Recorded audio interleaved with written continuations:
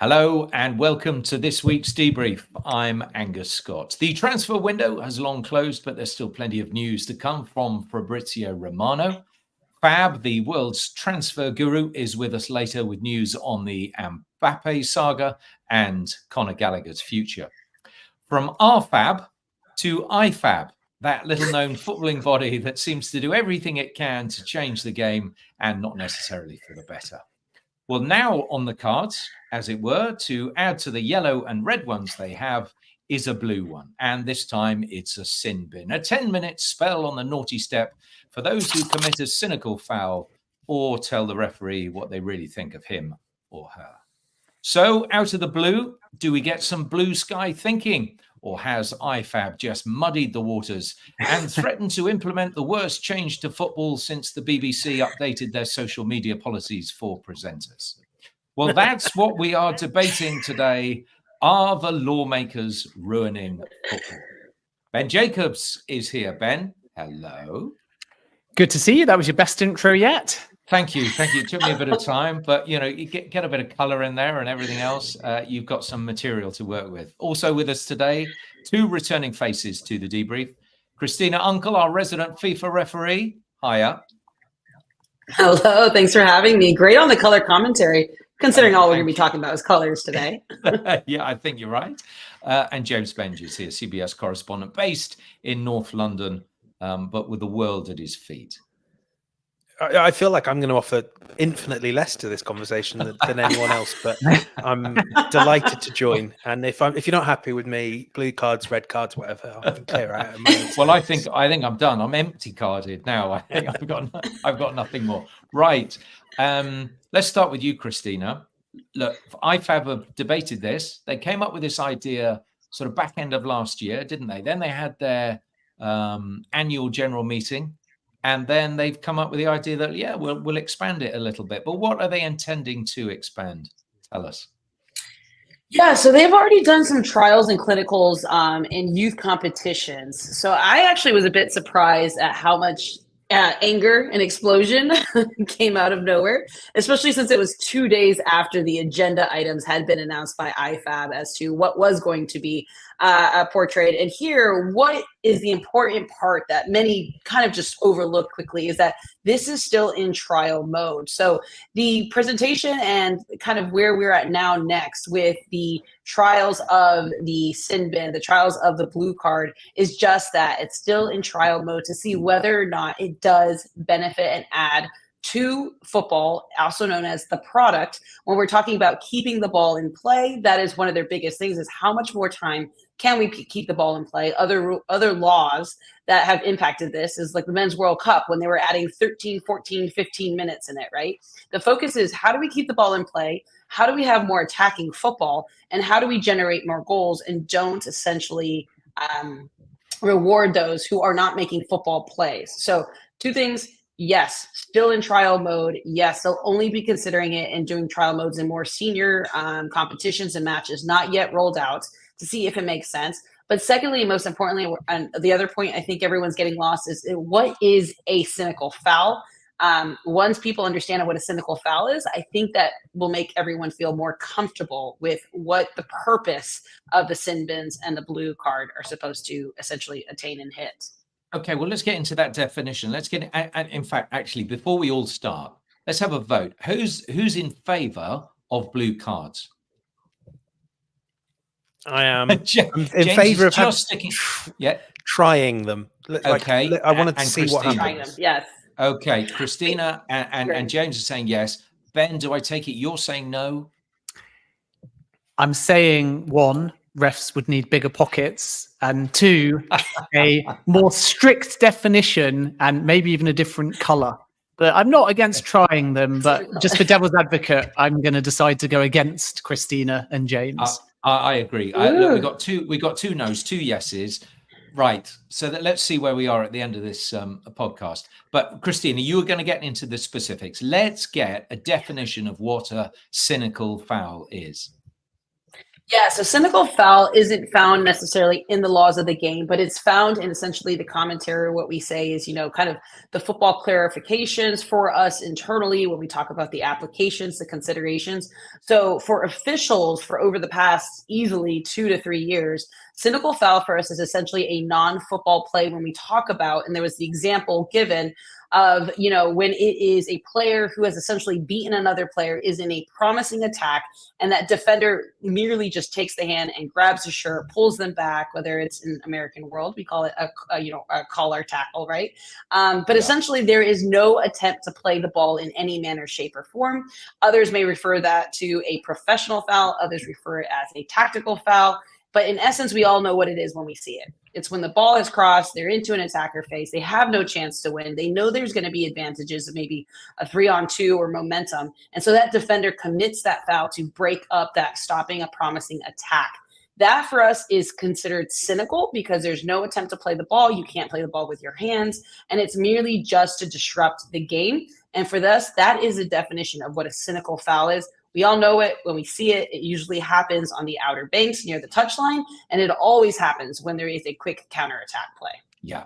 We've all seen it. We all know it, and we all go, "Oh, that's a cynical foul." Doesn't matter where it is on the pitch. If it's breaking up that passage of play, we want it stopped.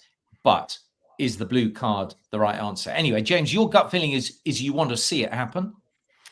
I'd like to see it tried because, what I know is that one of the things that drives me most mad when I watch a football match is when these promising counters that we were just talking about, when we know where that cynical foul is, that they're just cut out because the punishment doesn't fit the crime. You are bursting free on goal, or you are, it's a 3-on-2 counter attack. I think we all agree that's football we love to see, when those moves get executed perfectly. And no one in this sport can ever blame, picking a name entirely at random, not because I think he's got a reputation for doing it, Rodri, when he hauls down an opponent just as they're threatening to get away and get a rare attack on City, because, we all know a yellow card there is absolutely the right thing to do. You don't want to give up a high value shot at goal or have to make that tackle later and potentially give up a penalty. You take the yellow card, you take the free kick, and that, football being what it is, I think it's something like, Christina, correct me if I'm wrong, only about 2% of yellow cards are followed by a second yellow. So you always have to take a statistic. So I want to see what we can do to stop that. I think there's always the law of unintended consequences on this. If the risk is a sin bin and 10 minutes when you're down a player, do we just see more cautious football? Do teams put like 3 or 4 players back when they're attacking corners because they're scared of getting countered and scared of getting sin binned? Is that 10 minutes of sin binned football completely unwatchable? I know, Angus, you'll know about the rugby side of this as well. It can sometimes be a slog and a scrap, can't it? And the team that's down to 14 will be like, we're taking this game into the trenches, we're doing everything we can to turn it into 10 minutes of unwatchable sport. Yeah, I think so. But we don't know that. No. We don't know what will I happen. sort of agree. Yeah, we don't know what's going to happen, and I agree to a certain extent. But if you look at, I think what I would love to do is to be able to compare rugby with football, but I genuinely don't think we can, because the numerical advantage of having 15 against 14 in rugby far outweighs 11 versus 10 in football. And from my perspective, I think you just get 10 minutes of shocking football. And I think we've seen enough 11 versus 10 in football that produces absolutely nothing. And you could have 80 minutes if someone's sent off in the first 10. And you've got 80 minutes of 11 against 10, and you still don't get any decent football out of it. In rugby, it would far outweigh the advantage being having 15 to 14. And then we would see you're expected to score points when a rugby team has a numerical supremacy. You will not naturally be scoring goals when a football team has that supremacy. And therein lies the difference. And I ultimately think that I wouldn't be worried if I had a blue card, pink card, red card, not a red card, but a brown card, whatever color card it was, but it meant that you had 10 minutes off the pitch. I don't think it would make absolutely a slightest bit of difference. And I think it's a complete waste of time. Ben? I think, first of all, we have to respect the definitions. Second of all, we have to remember that football is a fluid moving game. And therefore, if it's stopped and started and reviewed based on these new definitions for a potential sin bin, that can be a complicating factor. I see nothing wrong in theory with the ability for 2 yellows to be a sin bin, or alternatively to not change the color of cards and still sin bin somebody. So we have to think about simplicity and keeping the game flowing. Would, for example, we don't know yet, a sin bin be VAR reviewable or in any way appealable? And I think the downside will be time related. The upside will be a decline in dissent, which we've seen at grassroots levels during the trial of the blue card. And that is a positive for sure. And obviously these things we get used to because every new generation comes up learning about the rules in real time. So it's very easy to dismiss it now, much like the passback rule or even VAR, and in 10, 15 years realize, how did we ever live without a sin bin? And I think that for those that are frustrated by sendings off, the sin bin is potentially a middle ground as well. So there's a lot to like. I think the thing that intrigues me the most, though, James, maybe to you, because you kind of touched upon it a moment ago, is less the rules and the card and the color, Christina's area, and more the repercussions. And I'm fascinated by this notion of a sin bin forces urgency, where a side that's sin binned probably doesn't make a substitution at that point because they know the player's coming on in 10 minutes. But the other side almost enters into an ice hockey type power play where 5 minutes into the game, they potentially go, whoa, we'd set up to park the bus and get a goal on the counter attack. And now, 5 minutes into the game, we've got 10 minutes where we can go more gung-ho, and you have to adapt. So the thing that fascinates me the most is not actually the rules ramifications, but the tactical ones. And I think they're the ones that you can really have the least grasp on until you dive in. And to be frank, you at some stage, you know, when I say we should try this, I do mean it's going to have to go to a higher level than youth football and grassroots football, because, you know, the level of tactical complexity, like, I want to see how Pep Guardiola approaches having one of his players sin binned. You know, I was talking to one of my colleagues about what do managers do in this scenario. So, I mean, let's say that one of your players gets sin binned in the 60th minute. Do you take off your winger to bring on a fullback? And then when that fullback that's been your fullback is sin binned, and when he's done his sin bin, does he come back on the pitch? Do you sort of, you know, is it almost like a substitution, a tactical opportunity to sort of meld around and not quite try different things because you're having to be reactive?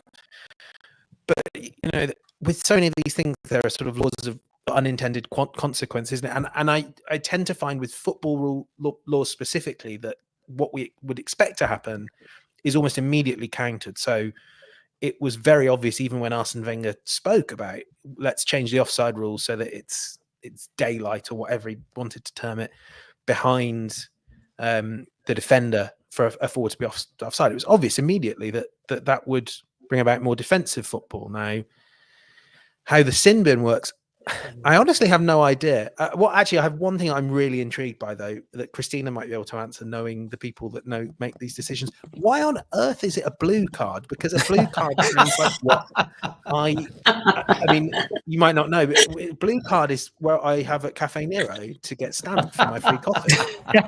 Oh, okay. I'm going to learn more about that. No, so the blue card, the color in and of itself, right, could have been various colors, but it's very distinguishable. And going back to, I think what Ben had alluded to, is this communication side of it. If we were to give 2 yellow cards, how do we let people know that's not a 2 yellow card, red card? or it's a 2 yellow card sin bin card without us verbalizing it, and then that turns into complexities. If you have a very clear color that is very distinguishable from naturally yellow and red, immediately everyone's going to understand what the implications are, right? The 10-minute timeout, and then the power play, for lack of a better term. What we kind of really need to tie in, and so that's why it's a blue card. It's just very distinguishable. It's going to pop compared to the rest of the other 2 cards. So it's a communication thing. But importantly, I don't see this as impacting the game very much. In the beginning, yes, because kind of, Ben, as you mentioned, and as we know, it's right now is part of football is these professional tactical fouls of pulling someone in a stopping promising attack. But that's the whole point. I know at one point in Major League Soccer, we were in the middle of the season, and the statistics were about on average 15 yellow cards on a weekend of play were all associated to cynical fouls and pulling individuals down. So clearly, footballing is saying, we're okay with these. We are going to take it. So we're not eliminating it from the game by giving yellows. I've seen that quite a bit. Just give a yellow. We are giving a yellow, and it's not curbing these types of actions. And the whole point of officiating, the whole point of giving cards is to prevent players or to continue those types of behaviors. And it's not doing that. And that's why the blue card has come around. That's why this, middle layer between yellow and red cards has arisen, because right now what is happening isn't working. And I do feel like in the beginning, when people are getting blue cards, I can't wait for the day when the person goes to grab someone and then just pulls their hand back, recognizing that they're going to be sitting out for 10 minutes. And all of a sudden, it's going to start stamping out of people's minds not to pull back. That's going to happen, and that's going to happen very quickly. So we may see more sin bins initially, but after, I think it'll eliminate this play. And that's the whole point of this. We won't be sitting here saying, every game we're going to have a sin bin, or every other game, maybe in the beginning as they mentally get used to it. But soon it'll start eliminating that tactic in its entirety. It's interesting because obviously in basketball, the whole point is you use the fouls that you're given and it's part of the game. In football, the cynical fouls get punished. And I don't think we'll ever get to a scenario where you're allowed a cynical foul, and then if you've done one, then you get blue carded. I think it's all or nothing. It's a sin bin, or ultimately you don't do it. But my question, Christina, and it can only be speculative, I know at this stage, but I'd love to get your perspective before we go to Fabrizio Romano. Number one, do you sense in this middle ground type punishment and card that VAR can get involved? And number two, in a sin bin, where would a player go? Yes. So I love that, because that second question, I actually had a really good debate with Aaron on it, Aaron West. But the first part is, do I believe VAR will be involved in this protocol? My answer is no. And here's why. Once you know the VAR protocol and what it's supposed to correct and fix, which I know there's debate as to whether or not it's actually being implied globally around this respect, is it's supposed to fix key match incidents, game critical decisions, errors that 99.9% of the football community is going to accept as an error, the hand of God into the back of the goal that, but for VAR, could the officiating team see, right? Here, because the punishment doesn't rise to the complete removal of a player. Yes, I know there's debate about if this happens in the 86th minute, that would eliminate them from the game. But because it's not a direct red card, because it is not a play that can impact a key match incident or a game critical decision, I don't believe, and nor should VAR be involved in decisions on cynical fouls, because we all know what it looks like. You all know what it looks like. It will be very clear. It's either going to be, kind of going back to your point, Ben, it's all or nothing. Either this is going to be defined as a blue cynical card, or it's going to be no foul whatsoever and no card or a simple foul, right? But no card whatsoever associated with it. It's going to be like offside. It's going to be a bit more black and white. And for that reason, VAR should not get involved. It would cause a lot more chaos. It would delay the time, defeats the whole point of the introduction of the blue card. Sorry, what was the second question? Oh, where do they go? So this is kind of where my debate, well, some people are like, oh, it's going to be centrally, and this is what they're testing out. Should that be centrally located in between the technical areas? And it's 10 minutes. So the question that was proposed to me is, will that increase the risk of injury for players who are standing there for 10 minutes and watching? And I thought that was probably one of the biggest issues that need to be reviewed, even though when people come out at halftime, they've been sitting around for 15, 20 minutes, right? There's a little bit of a warm up and then they go back into the game. So I think that's kind of the biggest ones. And if that's the case, if we need to continue to focus on the players staying warm so that there's no increase in injuries because of this, most likely the place would have to be somewhere aligned along a touch line so that the individuals can continue to warm up along the touch line. So that has not yet fully been determined. In some of the trials, it was in between the technical benches. But I do think there needs to be a little bit more analysis as to where it's going to be placed, just so that players can continue to stay warm and prevent injuries in that time period. Yeah, look, the rugby players do the same, don't they? They sit on a bike, put a big coat on, and they're all right. And these guys are, 150 kilos compared to, the little wimpy footballers who are, 80 or 90 kilos. So, those little soft, yes, exactly. I've got my rugby head on at this time of year, but they sit on a bike and keep warm. Look, just put a bib on them and tell them to warm up and just run up and down the side. I don't see that's I don't think it should be an issue. They should carry on doing that. Look, we've got plenty more to debate. Do get your questions in if there's something that you want to know about this new trial system. And there are plenty more questions I want to ask Christina as well when we come back. But we have got Fab in the can for us. A little bit earlier, Ben spoke to Fabrizio about all the latest transfer dealings. Fabrizio, great to see you as ever. Hope you've got some rest now that the transfer windows have shut. You're certainly looking well. Let's start with the big story, probably the biggest in the build-up to the summer window. Kylian Mbappe, we've heard he's signed for Real Madrid. He hasn't signed for Real Madrid. He's staying at PSG. He's moving to the Premier League. He might consider free agency. We've pretty much heard every single eventuality. What is the latest? Yeah, I'm not surprised, honestly, because on this Mbappe saga is almost 3-4 years that we have a lot of rumors, a lot of stories, but I think this saga will go in a clear direction as soon as Nasser Al-Khelaifi, Paris Saint-Germain president, will have a formal communication from Kylian Mbappe. Part of this gentleman agreement they have, the player himself and the president himself, not involving the camp, lawyers, other people in the board. Is really important, the relationship in this moment between Al-Khelaifi and Mbappe. Part of this gentleman agreement is to inform Nasser Al-Khelaifi as soon as the player decides his future. So I think that moment is going to be crucial to understand what's going to happen. For sure, Real Madrid keep working on that behind the scenes. They are now allowed to negotiate with Kylian Mbappe. He's obviously a free agent at the end of the season. So everything is okay on Real Madrid side in terms of going there, negotiating with the player, negotiating with the mother. The conversation is ongoing and they keep their confidence. But nothing is signed, nothing is guaranteed, and nothing is communicated yet to Paris Saint-Germain or to Real Madrid or any other club. So we have to wait for Kylian to make his decision, and then we will be able to inform on the next steps of this crazy saga. If Mbappe leaves PSG, do they have a contingency plan, and are there any attack-minded names that you can share on their shortlist? Yeah, I think they have a contingency plan for different positions. For sure, they would need a player to replace Kylian Mbappe, and we know that the story around in the recent weeks was about Rafa Leao, who is for sure a player appreciated by Paris Saint-Germain. Luis Campos, the director of Paris Saint-Germain, is the man who signed Rafa Leao for Lille, and then they sold him to Milan. So he always had a special passion for this player. Let's see if they will return on Leao or go for any other player, but for sure Leao could be one of the candidates. Then I'm sure that they will return also in the midfield with a new signing in that position, because they wanted Bernardo Silva as top target last summer. It was not possible to proceed with Manchester City, but they expect PSG, in case Mbappe leaves, to try to sign an important midfielder. Let's see if it's going to be Bernardo or any other player, but that position will also be covered.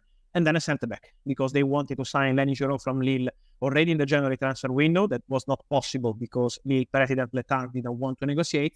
But in the summer, that will be different. There will be many clubs involved in the race, from England, from Spain, with Real Madrid really interested in Giroud, so it's not going to be easy. But I think Paris Saint-Germain will try to sign at least 3 important talents and players in case Kylian Mbappe leaves. Let's talk about Liverpool. Their biggest signing in the coming weeks or months is going to be a manager to replace Jurgen Klopp. Is it fair at this early stage to call Xabi Alonso the favourite? I think yes, in this moment, yes. It's not something 100% decided or advanced in terms of negotiations, because they want to appoint a new director of football and then to proceed with the concrete negotiations for a new manager. So I think in terms of timings, we should be a bit more patient to see what's going to happen at Liverpool in the next weeks and months. But in the ideas of the board, and this is not something new, it's something that they always had in their mind, even before Jurgen Klopp made his announcement to leave the club. Xabi Alonso has always been considered a very strong candidate. They really appreciate everything about Xabi Alonso. As a manager, as a person, the connection he has with the club and the city and the fans. So there is something special between Liverpool and Xabi Alonso. And this is why I think we can consider him the favorite for the job. Liverpool are always very secretive with their recruitment. But regarding the sporting director, is it your understanding that they want sporting director first, then manager? And with sporting director names, are there any that you're aware of that are on the shortlist? Yeah, there are many rumors, but in this moment, I don't have a strong candidate. As you mentioned, Liverpool are very good at keeping things quiet in the media, so I think this is still the case. They tried for Michael Edwards' return a couple of weeks ago, but he said no to that possibility. He's very happy with his current situation, so he turned down that possibility. Let's see what Liverpool will do in the next days in terms of director. And to answer your first question, yes, I think they want to have a new direction with someone who can decide on the entire process. It means the new manager, but also the contracts of some important players like Van Dijk, Alexander-Arnold, Mo Salah, and others, because it's important for Liverpool to understand what kind of project they can sell to a new manager, they can sell to new players for the summer, and also for the players who are already at the club and want to understand what's going to happen in Liverpool. So it's not something negative. I think it's just part of the transition and something that always happens at top clubs when they have this kind of big shock and big change. Let's talk about Chelsea. Broke a story that Bayern Munich had inquired about Mykhailo Mudryk. How close were they to making progress on that one? I would not even mention a negotiation in that case, because it was just an idea on Bayern's side. When they knew about the injury of Kingsley Coman, they started inquiring around for opportunities, maybe for a loan deal for wingers. And one of the names they mentioned internally was Mykhailo Mudryk. They tried to understand if there was room for negotiation with Chelsea, but the answer from what I heard was immediately a no. So it was not even a matter of money or a matter of details of the or structure of the deal. It was just about an idea from Bayern, and Chelsea immediately said no. They didn't want to change anything. The only player allowed to live in that position was Armando Broja, who is obviously a striker. So for them was fine to give the green light for Armando, not for Mykhailo Mudryk. So this is why the idea was never that close or concrete. And also for Bayern, probably the best solution was already to proceed with Brian Zaragoza to anticipate the deal for the January transfer window final days. And so they tried, but was never really close. And Conor Gallagher has been one of Chelsea's best players so far this season. 2 goals last night in the 3-1 victory at Crystal Palace, but still no advancement on new contract talks. Do you still sense he's very much for sale this summer, or given his form, could Chelsea now start to talk to Gallagher about a new deal? Yeah, at the moment the situation has not changed. Obviously, he's doing very well, but at the moment, as you mentioned, the situation has not changed. It's still no advance in terms of new contract. But it's also fair to say that in January, yes, Conor Gallagher was available on the market in case of big proposal, but nothing happened in terms of negotiations. We heard many stories about the possibility of negotiation, direct negotiation, club to club, Chelsea-Tottenham, but the only time they had this kind of discussion was at the end of August, and not in the January window, not in December. So I think the situation of Gallagher really depends on Chelsea now, what they want to do in the next 2-3 months. Otherwise, they have to sell the player in the summer, as they did with Mason Mount. I think it's really similar. Extend the contract now or sell the player in the summer. So it's now on Chelsea. Let's see what they decide to do. My personal opinion is that it's not easy to find this kind of player, especially an English player with a good experience, but still young. I think it would be ideal for Chelsea to keep him at the club, but obviously they will make their own decisions. Tottenham then linked with Conor Gallagher, and also this week some suggestions that they might be in the market for either Rafinha or Pedro Neto. Is there any truth with those links? I think these are 2 players they always appreciated, always. Rafinha was already in Tottenham list when he was at Leeds, and since some people in the scouting really appreciate him. I think it will really depend on what happens in Barcelona in terms of outgoings. If they decide to put Rafinha on the market, in that case for Tottenham could be an opportunity, but not only for Tottenham. I think there will be many clubs interested in Rafinha. And Pedro Neto, I think, will be one of the names of the summer transfer window, because there is interest from multiple clubs also in this case. It's true that Tottenham appreciate the player, so I would mention both as part of the potential list, but in both places, nothing is advanced yet. I heard in the past few days on I think, Spanish media, there was already an official bid from Tottenham for Rafinha. This is not the case. It's too early. It will take time before Tottenham decide who is the player they really want. But for sure, they will add a winger to the squad in the summer. And these 2 players are appreciated since long time. It's not something fresh or new. So for Tottenham, these could be 2 opportunities. And I think they also fit to the idea of Ange Postecoglou. So I see Tottenham doing something important in that position in the summer transfer window and in the midfield too. Just finally, let's finish on Manchester United. So Jim Ratcliffe is almost in, just waiting for the A-share tender, and then obviously the various approvals and the transfer of funds. what kind of concrete targets do you think Manchester United will be looking for in the summer? Either specific names or key priority positions? Yeah, for names, I think we really have to wait for the new director also in this case to understand what kind of ideas they want to share with the manager and then to proceed with negotiations. But in terms of positions, for sure, they have to replace Martial. They need a striker. They need a player in that position. So I expect Man United to go for a striker. And then I expect Man United to sign a very important centre-back. This is something they already decided in September last year. So centre-back will be a crucial position for Manchester United, and then I think there could be something else. So I think Man United will be busy in the summer. Great stuff as ever, Fabrizio. Keep up the good work. We'll speak to you next week. Thank you, and see you. Ciao. Ciao. Thanks for that, Ben. To remind you, Christina Unkel and James Benge are with us today. Ben Jacobs here as ever. Since you recorded that, Ben, Sir Jim's acquisition of 25% of Manchester United and further investment of 300 million in the club has been approved by the Premier League board following the completion of the owners and directors test. Now, the board agreed to the change of the club's ownership structure last week. This has now been officially ratified by an independent oversight panel. And this is the first time this new panel has sat, Ben, and agreed to a partial takeover. Yeah, this is another formality and box tick, if you like. There was never any suggestion that Sir Jim Ratcliffe would fail the Premier League owners and directors test, but significantly, we're edging closer to 27% in Manchester United officially being handed over to Ratcliffe. Now, why 27%? 25% A shares and B shares. Remember, the B shares are the Glazers ones that have more power. Then the A shares, and then 300 million in investment gets another 2.5%. So the total stake, 27%. Now, the B shares from the Glazers are done. The A share tender is ongoing, and there is a new deadline of midnight Eastern time on February the 17th. So we're still going to have to wait a few days for that. But again, nothing other than a procedure or a formality at this stage, because Sir Jim Ratcliffe is only looking for a maximum of 25% of the 31% of A shares to complete his total 25% stake plus that little bit extra. And as a result, he's already had enough A share investors commit to selling their shares. But the process requires every shareholder to have the opportunity to say if they want to sell. And then the more that want to sell, obviously, the ratios are adjusted and the numbers scaled back, because Ratcliffe will not take all of them. He'll only take a maximum of 25% of those A shares. So that's still to be completed.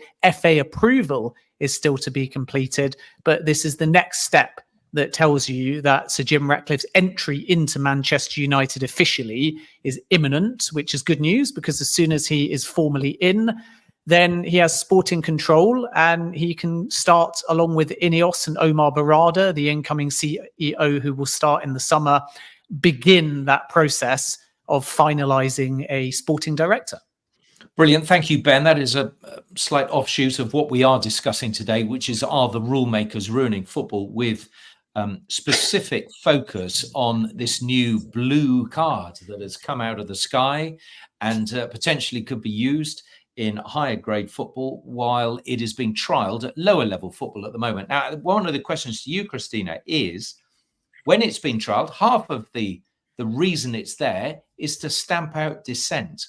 And that is part of the occasion that referees will be able to use this card. So if I say to you, Christina, you're a beep, then you might show me the old blue card and go, Angus, oi, off for 10 minutes, go and calm down, go and run up and down the touchline in a bib, and come back to me when you can be a little bit more polite. But I was just thinking, how successful has that been while they've been trialing it? So right now, one of the biggest, and this is similar to challenges on plays. The easiest way to frame this is there's a pendulum of what would be considered, right? Because the yellow card and the red card will still be live and active when we talk about referee abuse and, verbal abuse, right? Assault obviously will always be a red card in the suspension of the game. But all gambits of the yellow, the whole rainbow is available for the referees when we still talk about dissent. We don't need a rainbow of cards. 3 is going to be enough. if we We're start just gonna keep adding more. red and yellow and pink and green and orange and purple and blue, I mean, look, we're all going to be out. No one's going to know what's going on. No, but I mean, Angus, to your point, it is important to, yes, eliminate referee dissent and verbal abuse at the highest levels, because that does dictate what is happening at the grassroots youth levels and in the competition and play and expectations, right? No matter how much pros say it's not our fault, it doesn't matter. It does. They still are a model of what people emulate and think is acceptable. But that being said is, yes, you're correct. If there is a dissent, and here kind of going back to the different types of challenges, there will be a pendulum of what is considered not acceptable, but the different layers of types of dissent that some will categorically fall within a red card, right? If it's anything, you're an F and blank, blank, blank, blank, blank. You know what I mean? Those types of things that are loud and they're big and everybody hears it and it puts the whole game into disrepute. That will just still automatically be a red card. There is no sin bin. It's no go home and, take your boots and hit the showers kind of a thing, right? Then you have the types of dissent where, especially if we're talking about technical staff, because it'll be interesting to see if a blue card could be applied to technical staff. That has not been explored. So that's another angle to take a look at it. But if you give a yellow card for, come on, ref, we have learned to have to manage these, and it's a very hard line from the gray area to define when is it too much, when has it crossed the line, and therefore that's why yellow and red cards have now been introduced to the technical staff, because it was more of a clear way, an indication of saying, when have we crossed the line, right? The yellow card is a very clear indication for that. So kind of getting to that point of, there will be clear examples given to us from considerations, right? Is it loud? Is it direct? Is it personal? Have they made themselves bigger in their actions instead of saying, hey, you're effing horrible while you walk by me? That's something that shouldn't be said, but it's just between you and I, Angus. I might eat that and just give you a yellow card for it, right? Or I might not say that again, and I'd be like, hey, you act out again, like I'm going to have to make this bigger than what it is, which right now is just you personally attacking me, and only you, me, and the Lord Almighty knows about it, right? So it's going to help with the different shades. It's just a matter of us defining what does rise to the level, because it has to be to the level that is appropriate for the punitive implications of what a blue card is. So those things still need to be kind of worked out, of where the officials are going to give guidance as to what is a blue card, what's a yellow card, and what's a red card. But that has not and yet I suppose been determined. if you've given a player a yellow card for dissent because it was serious enough, say in the first half, second half they get mouthy again, and you go, I don't quite want to send them off, I'll give them a blue. So you're actually giving them a card and a half, where previously you might have given 2 yellows and said, right, marching orders, off you go. Yes, but the interesting part here is if you get a yellow and a blue, it is considered a red card implication. So you are actually out. Okay. That's I didn't know. That's a very interesting part of it. So 2 cards of whatever color, that makes a red. Yes, and so unless Ben, I misread that or something, I see your face. So I thought it was a yellow and a yellow blue equals a red, right? So the blue still has the implications, because if we look at the cards, you got a yellow card, you got a red card, and a blue card sits in between. So if we were to say we have 2 yellow cards equal a red, a yellow and a blue will equal a red, and 2 blues equal a red. So the ramifications are still there for that impact. And that's why when everyone says like, oh, just give a red card instead. Well, not quite there, or just give 2 yellow cards, right? And then that'll equate. No, they'll all still equal to a red card. Where I think it comes into is helping the disciplinary committee, which is not the officials, but it's the competition individuals, determine what type of after sanction do we give, right? So right now at this point, if you get a red, it's typically just 1 game that you sit, unless there's some excessive actions, right? Whether it's violent conduct, right? Whether it's racial abuse, right? There's going to be more implications with it. I think what the blue card helps is to let those make a determination of, let's say you get a yellow and a blue card, and the yellow is just for a reckless tackle. Blue card is just for either dissent or it's for the cynical foul. That may not rise to sitting an additional game out. That game alone might be fine, and then you might not have to sit out the next game. So that goes a little bit more to helping to define what kind of a foul, and will the competition providers add more punishment to that? My worry, James. Go on. Yeah, I was going to ask James a question as well, Ben. But let me just ask this, and then you come back to it, because clearly you've got worries about it as well, Ben. But I just wondered, Look, this was announced last week, James. You've been at press conferences in the intervening time. Those that you've been to, or the managers that you've heard from, or coaches, whoever, what is their general feeling that you've experienced? I mean, you almost uniformly less than impressed. I'm unaware of a manager who's come out and said, let's give it a go. But I think managers in many ways is sort of the ultimate archetype of the conservatism of football. They are not interested, and they can't help but not be interested in the big picture of the game while they're still in a job. They really don't want much to change, and you can't blame them for that. And I think, to an extent as well, they're conscious that they can set the tone for this, and they have. I think it was very obvious, certainly to me. I think the Premier League is overwhelmingly important in setting the sort of global agenda of conversation in sport. I don't think that's an arrogant English thing to say. I just think that's the truth. And I think a lot of that can then come from managers in their press conferences, because that's how the British press, which I'm not part of but have been in the past, that's how they fill their back pages. And there was no easier story on Thursday and Friday than going to Ange Postecoglou, Pep Guardiola, Jurgen Klopp. And I think they would all sort of, whether they acknowledge it or not, have a inherent view of the game that sort of, well, this works for me. I'm quite good at this. Let's not go messing around with things. They've all worked themselves up into a lather, perhaps unnecessarily so, over VAR and over the refereeing decisions that, as far as they see, only go against themselves. So I think they've set the tone for this sort of, even though I wasn't surprised that the reaction was, this is bad, it took me back how quickly it sort of forced a reverse ferret by FIFA, by IFAB, because some Premier League managers don't like it. I mean, how long would it be before we actually saw this, even as a trial, at a level where it would affect your Postecoglou's, your Artetas? Yeah, probably I'd be surprised if it was within a decade. Yeah, and I think you're right. And I also think that we won't know if it is positive or negative until we try it. And you have to ultimately send the blue card up the system to get to elite level football, to have it interact with a big stadium, a big fan base, a top referee, and VAR. I think, James, I have two worries or thoughts that put me off it to begin with. One is that the sim bin itself is short enough that it might take a lot of energy out of the game. I know that we argue the other extreme, that a side may go gung-ho, but the side that are sim binned may delay and wait and time waste, and then technically more bookings are supposed to take place, but it's very easy to eat up a mundane 10 minutes in football. Now, that's not a reason not to try it, but that's my worry number one. My worry number two, and Christina, feel free to chime in as well after James if you wish, is it actually dilutes the power of the red card.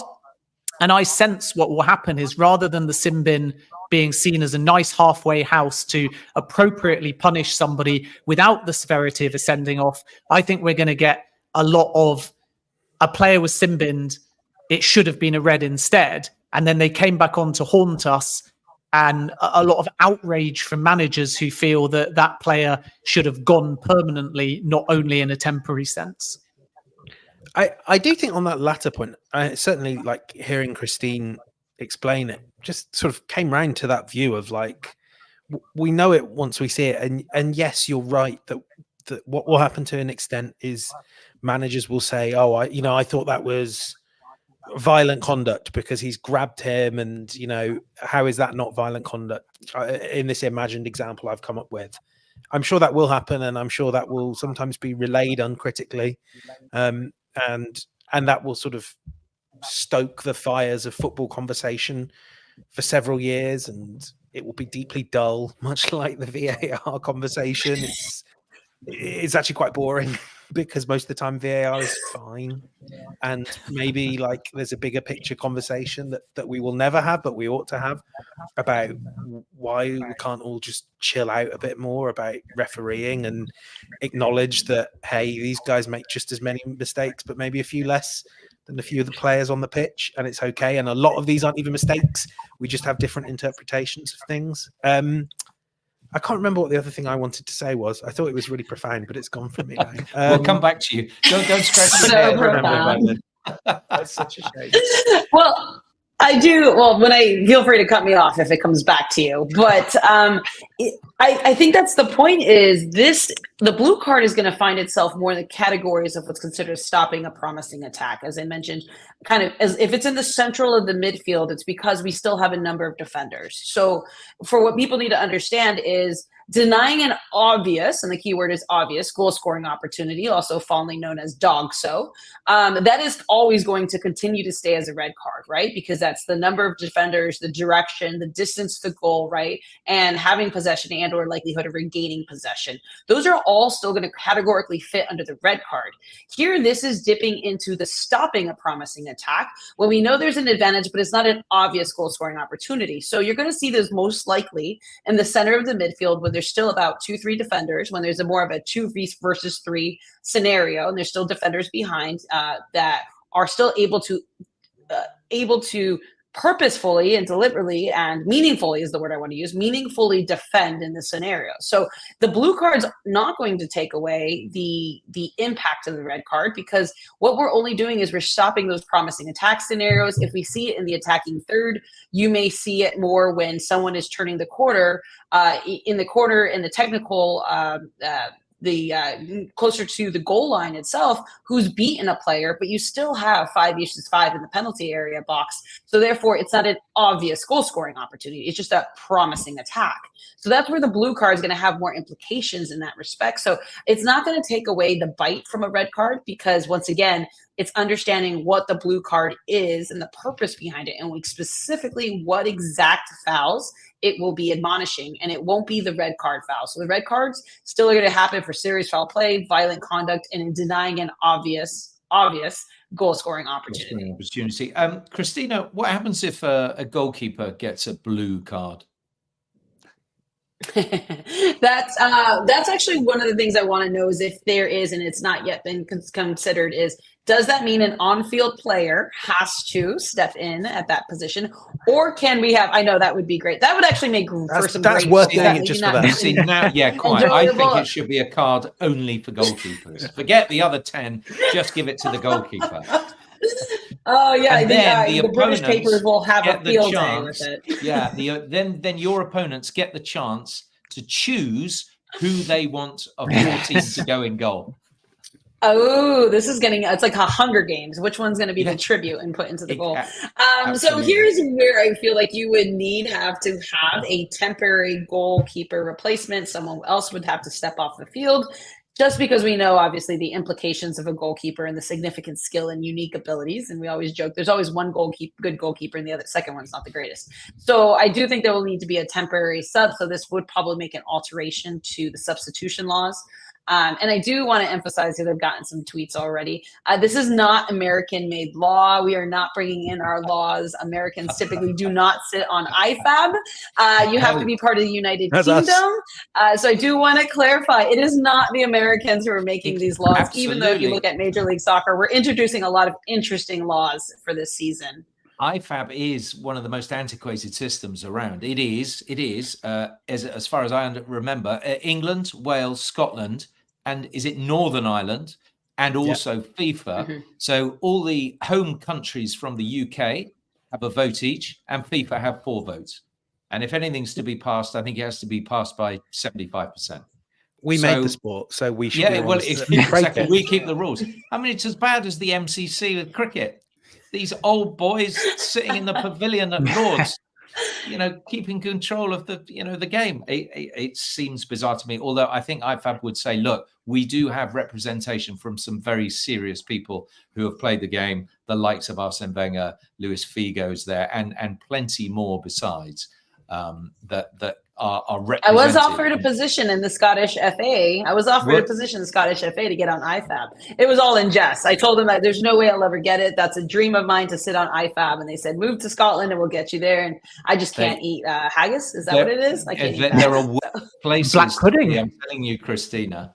It's worse than black pudding. It's worse than black pudding. It's a beautiful country. Haggis is lovely. rate it. Yes. Can I just so- add as well? And I know that James had like a light bulb go above him, so I presume his profound point has come back, It's and come I'm back. looking forward to the suspense of that. But Don't go on one too long, other- Ben, otherwise he'll forget it again. This is very true.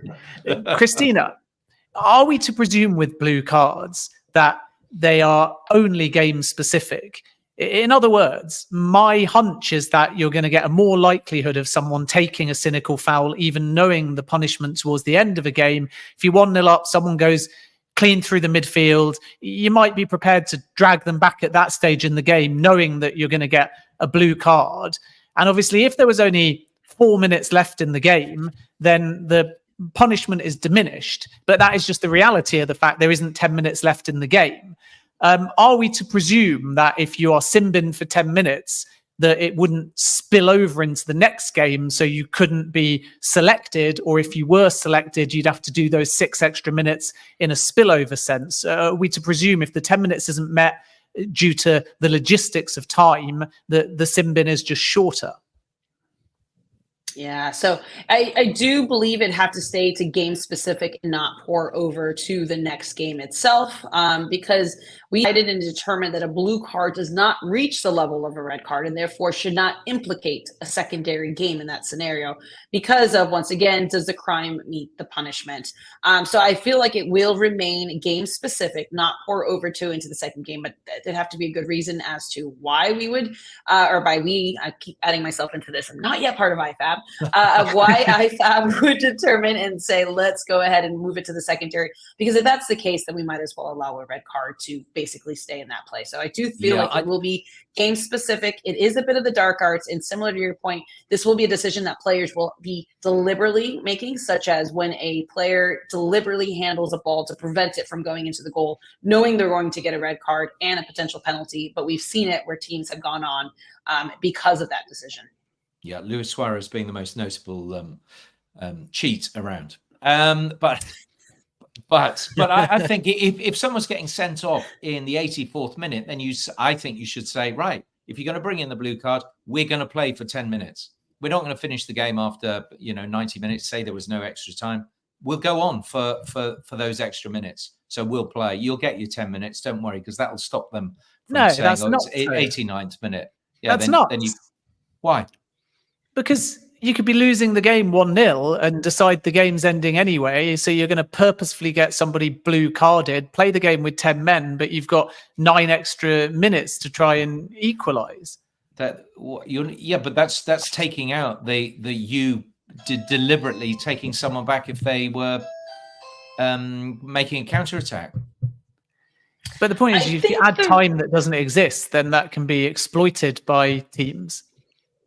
And I don't think you would add time, and here's the reason why. How many times have we seen the clock end exactly in the 90th minute? Never. Not now. We always kind of joke, and the referee, yes, exactly. We kind of joke. And this is done by, essentially it's the considerations of IFAB and FIFA, who did determine at the Men's World Cup that they were going to be adding all the additional time. So we always joke and laugh, at least in the referee community way back in the day, that, when in doubt as to how much time, do minimum of 3. You'll always safe with 3 minutes. So I'm not saying that's exactly, it's an ongoing joke. No one complains at 3. It's that happy middle. 1 minute is everyone's upset. 5 minutes, everyone's angry. Correct. So I don't believe additional time should be added on and saying, oh, there's a 4-minute sin bin individual.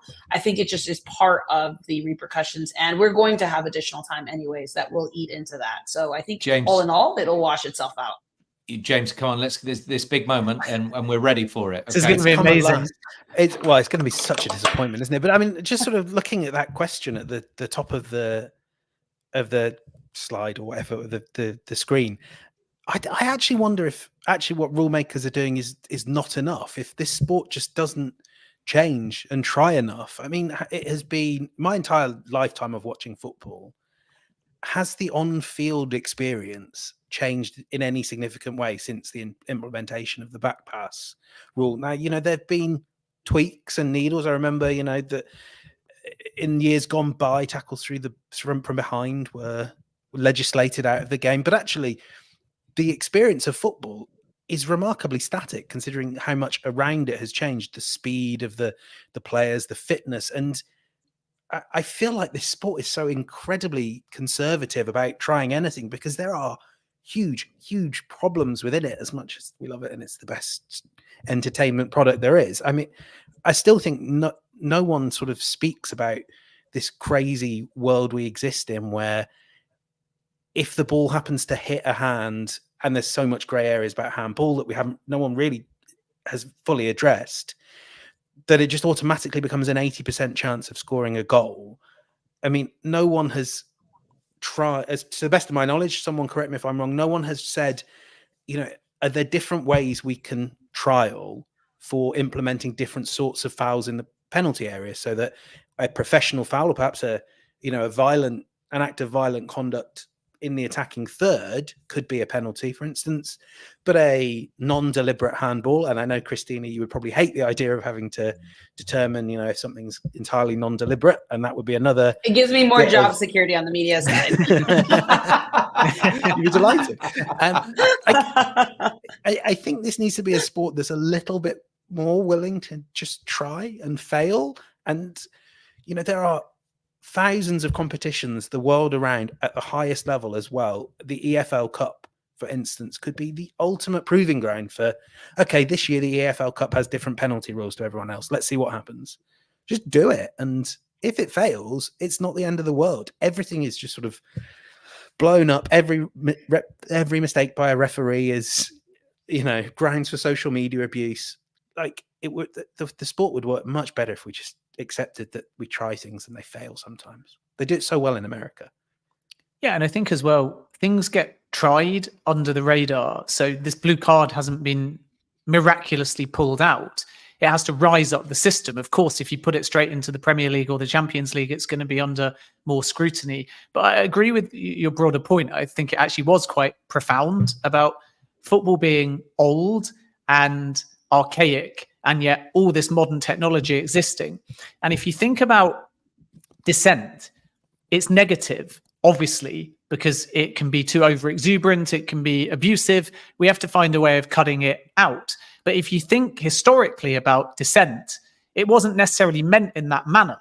It was the fact that you had one man or woman in the middle and they were the decision maker. So it breeds itself towards players historically running to that person because you're still perhaps trying to change their mind. Now we're in a situation where every modern footballer at elite level should realize that a penalty appeal will be looked at.